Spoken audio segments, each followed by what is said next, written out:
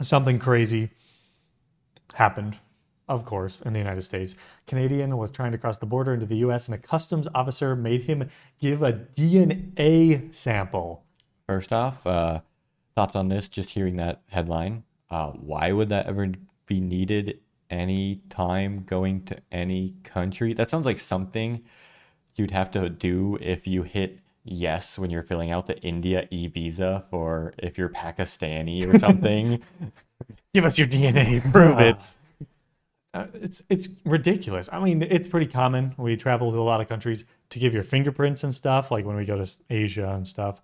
But a DNA sample, it's insane. Well, let's see what this story's all about. Here we go. And now we want to tell you a story about one Ontario man who tried to enter the United States to attend a No Kings rally in Michigan last year.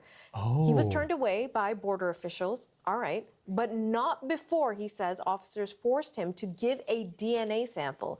Now, this story has drawn... So he was turned away? It's interesting. On one end, I'm like, okay, I guess it's fine if he's turned away because he was attending a protest, but also the U.S. is all free speech. So like, but did he like willingly admit to the officer, like, yeah, I'm going to a protest? If he admitted and then got turned away, then it's like maybe like it makes sense he got turned away. But then of course this is all discounting the fact that he got swabbed for some reason, a DNA test. Yeah, well, I mean, what's up with that?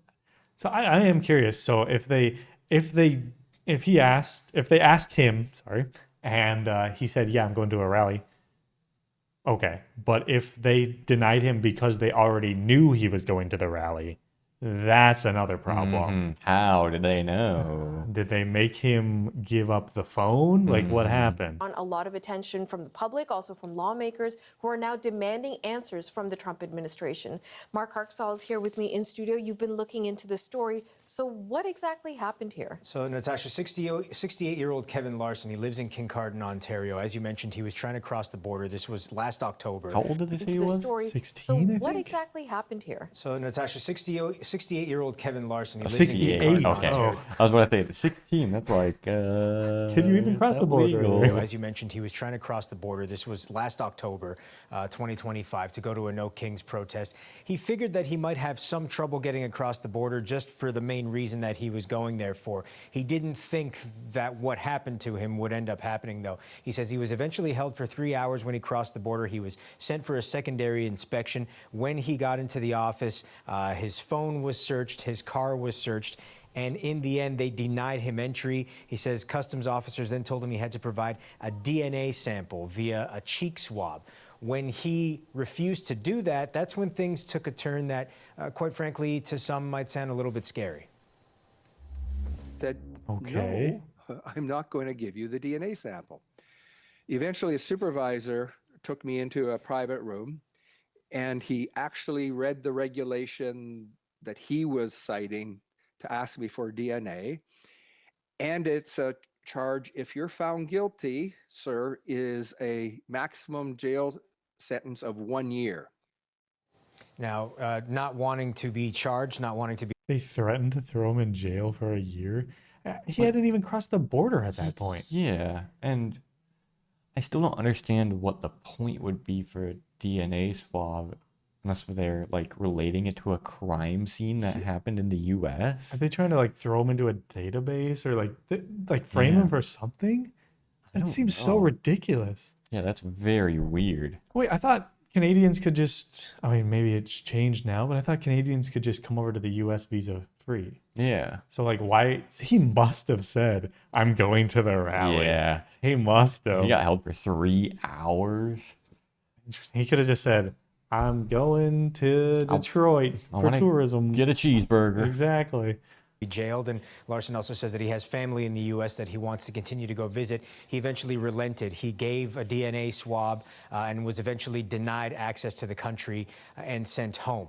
But he obviously wants answers as to why this happened, why he was made to do that, and he wants that DNA swab scrubbed from the DOJ FBI records. Okay, so in terms of a response or clarification from authorities, where are we? Our colleagues at CBC Windsor did reach out to the Customs and and Border Patrol agency in the U.S. to try to get a response. They didn't get one in time for publishing their story.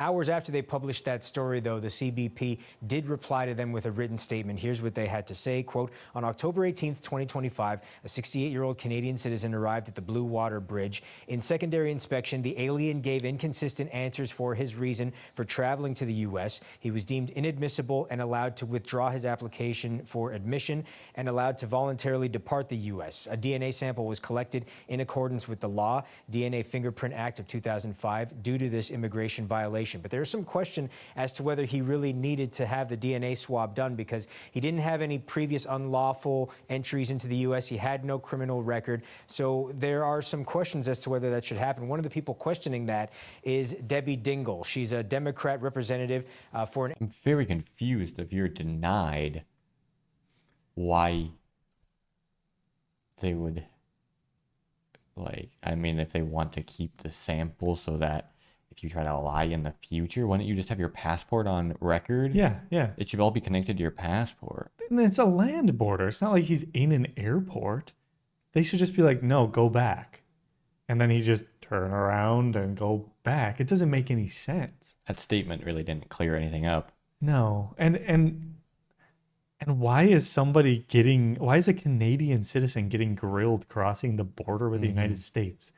Like, shouldn't it be like easy peasy? Like when we go to some of these countries, Philippines, for example, they basically say nothing, just stamp our passport. Yeah. I feel like that's how it should always be for Canadians going into the United States. Why not? They're some of the strongest allies in the world. Well, were one of the strongest. Not anymore. area of Michigan who heard this story and was incensed.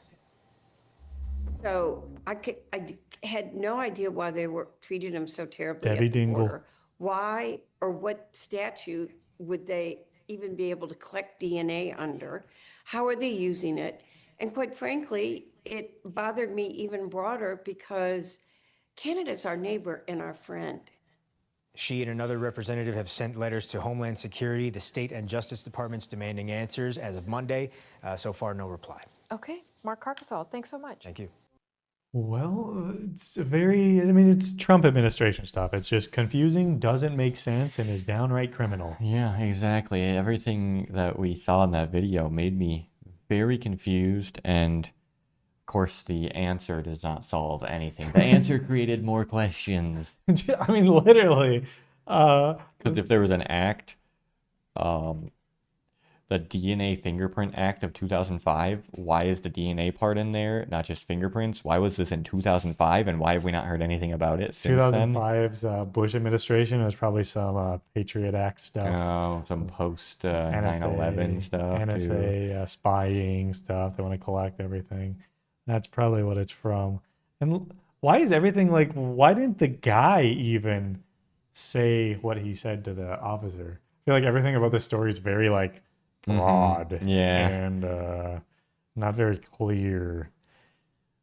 In secondary inspection, the alien, why was he in secondary inspection to begin with as a Canadian? And the inconsistent answers. So does that mean he was lying and they figured out?